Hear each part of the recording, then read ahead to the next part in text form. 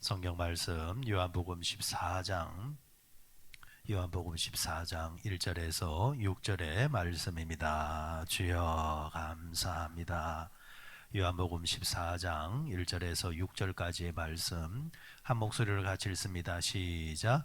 너희는 마음에 근심하지 말라. 하나님을 믿으니 또 나를 믿으라. 내 아버지 집에 거할 곳이 많도다. 그렇지 않으면 너희에게 일렀으리라. 내가 너희를 위하여 거처를 예비하러 가노니 가서 너희를 위하여 거처를 예비하면 내가 다시 와서 너희를 내게로 영접하여 나 있는 곳에 너희도 있게 하리라. 내가 어디로 가는지 그 길을 너희가 아느니라. 도마가 이르되 주여 주께서 어디로 가시는지 우리가 알지 못하거늘 그 길을 어찌 알겠사옵나이까. 예수께서 이르시되 내가 곧 길이요 진리요 생명이니 나로 말미암지 않고는 아버지께로 올 자가 없느니라. 아멘. 요한복음 말씀 전체적인 구절을 보게 되면 특히 시간적인 구절을 보게 되어지면은 요한 14장 그러니까 13장부터 시작한 이 시간이 예수님께서 십자가를 이제 오르시기 전에 디데이 3일입니다. 3일 전. 그러니까 예수님 입장에서는 심리적으로 참 부담이 되어지고 뭔가에 이제 눌릴 수밖에 없는 마음의 평정을 잃을 수밖에 없는 그런 상황. 여러분 사람이 천하에 그 어떻게 잘나고 당당한 사람이라 할지라도 뭔가의 고통에 대한 모르고 당하면 모르겠지만은 이제 알고 당한다라는 것, 그날을 알고 기다리고 있다라는 것은 정말 착잡한 일입니다. 그죠? 좋은 일도 우리가 알고 기다리면 뭔가 두근두근 하면서 또 좋은 쪽으로 또 심리적으로 또 들뜨게 돼 있는데 반대로 여러분 참 안 좋은 걸로 특히나 생애 가장 최악스러운 이제 그 날을 내가 알고 기다린다는 것은 정말 이거는 두렵기도 하고 심리적으로 정말 부담스럽다 할 수 있겠습니다. 사람이 얼마나 나약한 자인가 하면은 그렇잖아요.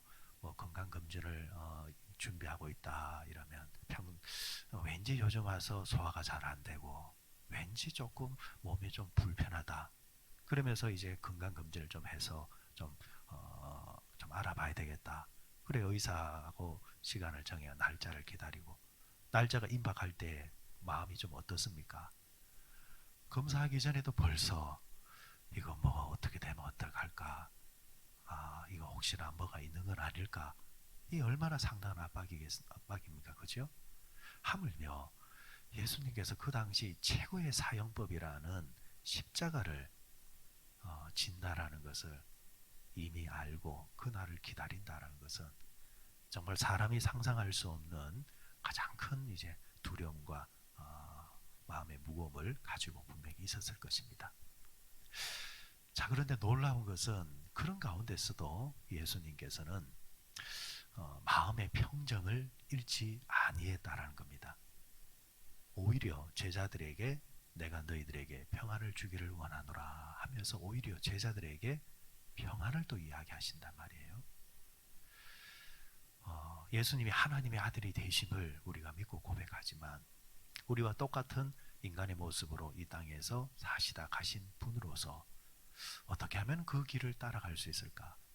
예수님처럼 그분처럼 완벽한 그런 평정을 가질 수는 없겠지만 그래도 주님께서 나를 따르라 했으니까 최소한 주님을 조금이라도 흉내낼 수 있는 그 힘을 우리가 어떻게 가질 수 있을까? 여러분 이 세상 살아가는 가운데서 가장 사람이 가질 수 있는 힘은 저는 마음의 평정이라 그렇게 생각을 합니다. 이 마음의 평정을 누가 가지고 있느냐에 따라서 특히 그 사람의 결정적인 순간에 그 마음의 심리에 의해서 안 될 일도 되게끔 만들고 반대로 할 수 있는 일도 평정이 없으면 못하게 되어지는 그런 결과로 이어지게 된다라는 것. 그리고 예수님은 십자가를 앞에 두고 이 마음의 평정을 어떻게 추구할 수 있었을까? 오늘 이 말씀 본문 전체로 볼 때에 한마디로 말하면은 예수님은 진리 자체였기 때문에 평정을 가질 수 있었다. 자, 여러분, 사람이 왜 불안하느냐? 모르기 때문에 불안한 거잖아요. 여러분, 예전에 우리나라 스포츠계에서 가장 열광스러웠던 때가, 저는 1980년대에는 아마 세계 야구 선수권 대회, 그러니까 한일전 결승전 때, 기억하시는 모르겠지만 스포츠를 좀 좋아하는 사람들은 그날을 기억을 하고 있습니다. 한대화 선수가 말로 홈런을 치고 막 그러면서 한일 야구에서 이제 발칵 이제 놀라게 했던 그 사건, 우리나라 동대문 운동장에서 팍 들던 프로야구가 나오기 전에 이 아마 야구가 우리나라 사람들한테 크게 인기 있을 때에 선수권 대회에서 우리나라가 일본을 이기고 우승할 때 정말 떠들썩 했습니다. 2000년대 들어서는 뭐니 해도 뭡니까? 2002년 한일 월드컵이잖아요. 자, 그때 당시 한일 월드컵 때 예를 들면은 예를 들어서 16강전, 8강전, 뭔가 사람들이 들뜨기도 하고, 또 반대로 뭡니까? 지면 어떻게 하느냐라는 불안감도 있단 말이죠. 그런 이제 마음이 교차하면서 우리가 스포츠를 봤지만은, 그런데 지금 이제 스포츠를 이제 재방송을 이제 본다고 봅시다. 한 번씩 이제 TV에 재방송을 하잖아요. 그날의 어떤 여러분, 그 경기를 보는 마음의 자세가 어떻습니까? 그 당시 라이브로 볼 때하고 지금 그날의 경기를 재방송 보는 거 마음이 다르죠. 지금 보면 어떻습니까? 마음이 정말 여유롭습니다. 왜? 결과를 알고 보잖아요. 결과를 알고 보기 때문에 아무리 봐도 불안하지를 않습니다. 여러분, 하나님께서 우리에게 주신 축복 중에 하나가 바로 이거죠. 성경을 통해서 우리의 미래의 결과를 이미 말씀해 놓았다라는 겁니다. 우리는 장차 가야 할 곳이 있고, 우리는 장차 그분 앞에 서게 돼 있고, 우리의 인생은 그분과 함께 영원히 사는 삶으로 정해져 있다라는 거죠. 이것을 모르기 때문에 불안한 거죠. 죽음도 마찬가지죠. 잠시 눈 딱 감았다가 일어나는, 성경 그래서 잔다라고 했잖아요. 이 죽음의 진리를 알고 있으면은 불안하지 않잖아요. 근데 모르니까 뭐예요? 죽음의 공포가 우리를 누르고 있는 겁니다. 우리가 하나님에 대한 진리, 구원에 대한 진리를 알고 있으니까 이 세상에서 살아가는 방법도 그렇게 혼란스럽지 않다는 겁니다. 반대로 진리를 모르게 되어지면은 이 혼동 때문에 귀가 얇아지는 거죠. 내 안에 진리에 확신이 있는 사람들은 살아가는 삶의 방식도 혼란스럽지를 않습니다. 그런데 그게 모호한 사람들은 귀가 얇아가지고 이 사람이 이렇게 말하면 그런갑다면서 그래 가고, 저 사람이 저러면 저런갑다면서 또 그렇게 가고, 왔다 갔다 한다는 거죠. 그런 실험이 있었습니다. 어느 대학교에서 실제로 이런 실험을 해봐 사람의 심리에 대해서 한 가게 앞에 사람을 돈 주고 산 알바생을 한 20명을 쭉 줄을 세워놨다고 합니다. 그러니까 사람들이 그 뒤에 줄을 쭉 붙어 서는 거예요. 그 집에 음식이 맛있는지 없는지에 대해서 규명한 것도 아닌데 사람들이 서 있으니까 저 집은 맛있는 집인갑다 하며 줄을 서더라는 거예요. 실제로 이런 실험을 바탕으로 해서 마케팅을 해가지고 실제로 어떤 가게는 사람을 사가지고 줄을 세워놓는 거예요. 그게 먹힌다라는 거예요. 사람의 심리가 그렇다라는 겁니다. 남들이 서 있으면은 뭔가 서 있으면 좋은갑다 라는 게 사람들의 마음이라는 거죠. 자, 이건 뭘 대변하는 겁니까? 사람이 그만큼 연약하다라는 겁니다. 남이 어떻게 하면은 뭔가 좋은 게 있는갑다. 내가 알고 내가 깨닫고 내가 규명해서 서 있는 것이 아니라 남이 그러니까 그렇다라는 거. 그런데 이게 좋은 방향으로 가면은 참 좋겠는데 그런데 이게 좋은 방향이 아니라, 여러분 보십시오. 그 가게 주인이 뭐 한 겁니까? 속인 거잖아요. 속여서 사람을 세워놓은 거잖아요. 그런데 그 속인 것을 보고 서는 사람은 뭐예요? 좋은 줄 알고 섰단 말이죠. 그러니까 세상에 악한 것들이 사람들을 속이기 위해서 이렇게 장난질 칠 때도 사람들은 모르기 때문에 당할 수 있다는 거. 이게 여러분 지식과 진리의 차이죠.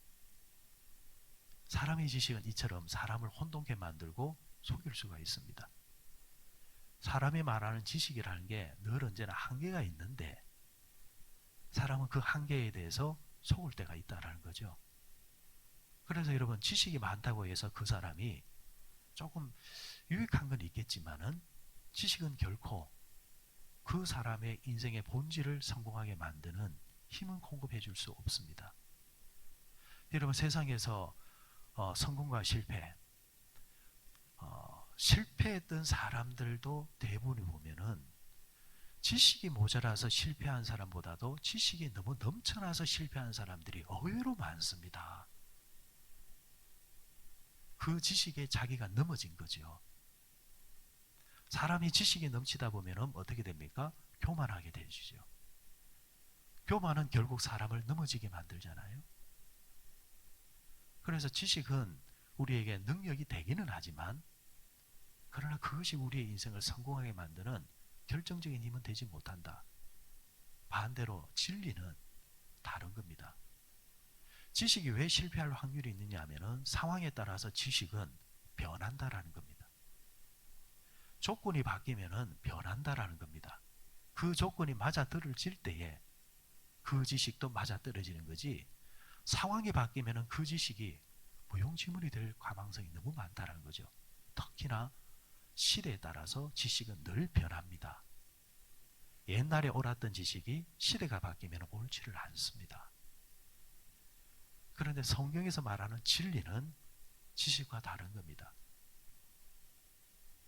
시대가 아무리 바뀌어도 바뀌지 않는 것이 진리라는 겁니다. 진리. 그래서 이 진리에 대한 지혜가 많은 사람들이 본질적으로 인생을 성공으로 이끄는 경우들이 너무 많습니다. 그래 예수님께서 유명한 말씀을 우리에게 주셨잖아요. 진리가 너희를 어떻게 한다? 자유케 하겠다. 여러분 보십시오. 내 안에 진리가 꽉 차 있으면은 상황에 따라서 사람들에 따라서 왔다리 갔다리 하지를 안 해요. 여러분 왜 사람들이 성탄절에는 교회 왔다가 4월 초파일에는 절에 가느냐? 진리가 없기 때문에요. 이쪽에도 뭐가 있는갑다. 저쪽에도 뭐가 있는갑다. 왜 사람들이 교회 와서 예배드리다가 또 기가 얇아서 어느 집에 가서 자기 운명을 물어보고 그 짓을 왜 합니까? 그 사람한테 진리가 없으니까 불안한 거예요. 그런데 내 안에 진리가 있으면 거기에 현혹당하지도 않고 거기에 대해서 불안하지도 않고 내 안에 진리가 있기 때문에 자유하면서 누가 뭐래도 마음의 평정을 유지하면서 한 길을 갈 수 있다라는 겁니다. 그럼 그 진리가 뭐냐는 거죠?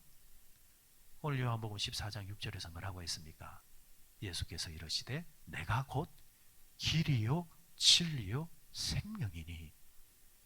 예수님께서 진리라 말씀하셨죠. 진리 하나의 길입니다. 길도 여러 가지의 길이 있겠지만 생명을 구원해 주는 길은 한 가지다. 생명을 우리에게 주어지는 진리는 한 가지다. 그 진리가 뭐냐? 예수다. 그러면은 그 예수가 내 안에 꽉 차 있으면, 내 안에 예수가 꽉 차서 나를 장악하고 있으면 어떤 상황 속에서도 마음의 평정을 잃지 않고 그 길을 걸어간다라는 거죠. 예수님이 진리가 되시고 그 진리로 꽉 차 있으니까 십자가 3일 전에도 이 상황 속에서도 오히려 제자들의 발을 씻겨주시고 오히려 제자들에게 마음의 평정을 이야기하시고 그 한 길을 걸어가더라는 거. 심리적으로 전혀 두렵거나 불안하지 않았다 그 말은 아니에요. 여러분, 용감한 자하고 덜 용감한 자 차이는요, 흔히 말하는 저 사람은 간이 커가지고 저런다. 여러분, 간 큰 사람도 불안감은 가지고 있습니다. 어떤 분은 저를 보고 그래요. 목사님은 참 담대하시다고. 여러분, 제가 얼마나 마음이 연약한 사람인 줄 아십니까? 저도 불안하기도 하고 저도 연약감짐을 가지고 있습니다. 그런데 불안하지만은 차이가 뭐냐니까, 그걸 돌파하며 가는 사람이 있고 불안하니까 주저앉는 사람이 있는데, 돌파하며 가는 사람들은 그런 가운데서도 세상 말로 말하면 자기 소신이 분명하고, 그러나 우리 신앙적으로 말하면 믿는 구석이 있다라는 거. 하나님이 가만히 놔두겠나? 하나님이 나를 내버려 두시겠나? 하나님이 보고 계시는데. 그 믿는 구석 하나 딱 부여자고 두근두근하지만은 걸어가 버리는 겁니다. 여러분, 지금 예수님에게는 이게 꽉 차 있는 겁니다. 나의 원대로 마시고 아버지 뜻대로 하십시오. 아버지를 믿는 그 믿음이 있으니까 십자가의 길도 가는 겁니다. 그러면 여러분, 이 진리가 뭐냐? 우리에게선 진리가 뭐냐? 예수 그리스도가 진리요. 오늘날 예수 그리스도가 뭐냐? 지금 우리가 보고 있는 하나님의 말씀입니다. 우리가 하나님의 말씀을 보고 듣고 쓰고 이 말씀을 행하며 살 때에 이 말씀을 믿는 믿음이 우리에게 진리가 되어가지고 어떤 상황 속에서도 이겨나갈 수 있는 힘을 공급받게 되는 겁니다. 그러면 마지막으로 이 진리가 추구하는 게 뭐냐라는 거예요. 여러분, 신앙생활은 구체화시킬 때 능력이 생기는 겁니다. 여러분, 하나님의 말씀을 자꾸 모호하게 추상적으로 우리의 감성을 자극하는 것으로 자꾸 만들어버리면 그 순간에는 괜찮아요. 그 순간에는 좋아요. 그런데 이것이 반복되다 보면은 결코 우리에게 능력은 되지를 않습니다. 그래서 하나님의 말씀은 반드시 구체화되고 실행화될 때에 거기서 이제 능력으로 이제 우리에게 주어지게 되는데, 진리가 너희를 자유케 하리라. 그럼 예수 그리스도가 진리고, 그럼 그 예수 그리스도는 오늘날 이 하나님의 말씀, 이 성경이 예수 그리스도 진리다. 그럼 이 성경 전체가 우리에게 추구하는 게 뭐냐? 추구하는 게 뭐냐? 딱 하나로 줄이면은 그것은 영혼 구원입니다. 이게 분명해야 된다는 거죠. 자, 오늘 12절 말씀 한번 보십시오. 1절은 안 왔지만 12절 말씀 예수님께서 뭐라고 말씀해 주시는가 한번 보십시다. 시작. 내가 진실로 진실로 너희에게 이르노니 나를 믿는 자는 내가 하는 일을 그도 할 것이요 또한 그보다 큰 일도 하리니 이는 내가 아버지께로 감이라. 아멘. 자, 여기 보시면은 나를 믿는 자는 내가 하는 일도 그도 할 것이요 또한 그보다 큰 일도 할 것이라. 나를 믿는 자, 그러니까 두 가지 영역을 지금 말하고 강조하고 있어요. 하나는 나를 믿는 자, 믿음의 영역입니다. 뒤에 뭐라고 했습니까? 그도 할 것이요 행함의 능력입니다. 믿음과 행함이 이 영역이 두 가지가 동시에 나오는데, 문제는 이 12절의 말씀을 사실 사람들이 많이 오해를 했습니다. 예수님이 한 일도 우리가 하고 그보다 더 큰 일도 한다. 참 여러분, 듣기 좋은 말이지만은 냉철하게 여러분 보면은 우리가 어떻게 예수님보다 더 큰 일을 합니까? 그 말 자체가 웃기는 말이잖아요. 우리가 무슨 죄로 예수님보다 큰 일을 한단 말입니까? 예수님이 바다 위를 걸으신 것처럼 우리도 바다 위를 걷고, 예수님께서 물고기 2마리와 보리떡 5개로 5,000명이 넘는 사람 먹인 사람 것처럼 우리도 그렇게 하고 자꾸 이쪽으로 자꾸 가다 보면은 이 성경의 말씀이 예수님 말씀의 의도가 자꾸 엉뚱한 데로 가버리는 겁니다. 여러분, 분명한 것은 천하의 그 누구도 예수님이 하신 일보다 더 큰 일을 할 사람은 없습니다. 예수님은 하나님이고 우리는 인간입니다. 그러면 이 말이 뭘까? 예수님이 하신 일보다 우리가 더 큰 일을 할 수 있다. 그 단서가 뒤에 나오죠. 예수님이 어디 가신다 하셨습니까? 아버지께로 간다, 하나님께로 간다 했잖아요. 그러면은 예수님이 하나님께로 감으로 통해서 예수님이 하시다 가신 일을 우리가 대신 그 사명으로 부여받게 되어지는데, 그 일을 우리가 맡아서 이제 하는데, 그럼 그 일이 뭐냐라는 겁니다. 예수님이 이 땅에 오신 이유가 뭡니까? 우리를 구원하기 위해서 오셨죠. 예수님께서 십자가를 지신 이유가 뭡니까? 우리를 구원하기 위해 십자가 지셨죠. 그리고 예수님은 부활 성전에서 하나님께로 갔잖아요.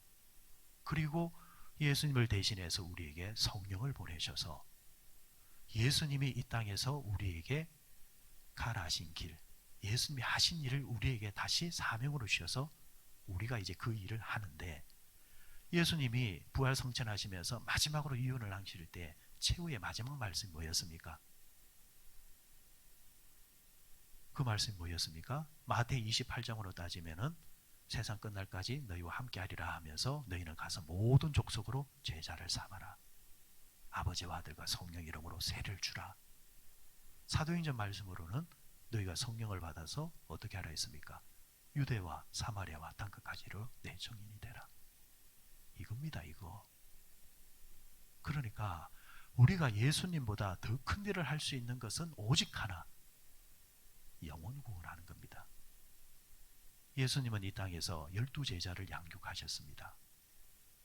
그런데 우리가 이 말씀을 추구하면서 열심히 살면은 더 많은 제자를 우리가 삼을 수 있습니다.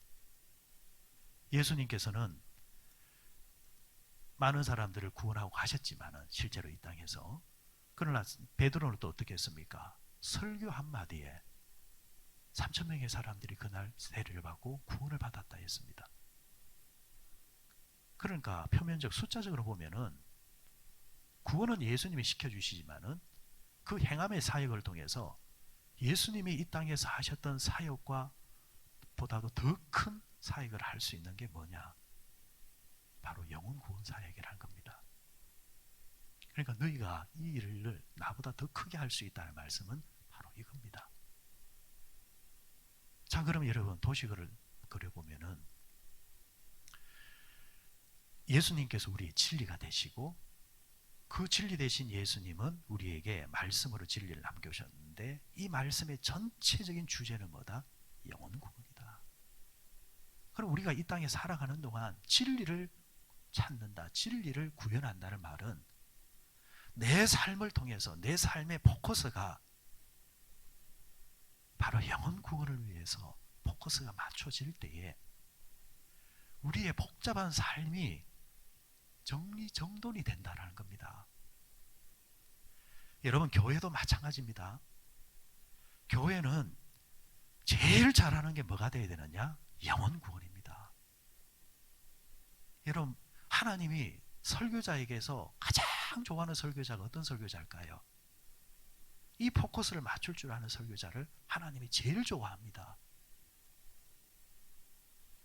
사도 바울의 말처럼 내가 사람에게 좋게 하겠느냐, 하나님에게 좋게 하겠느냐.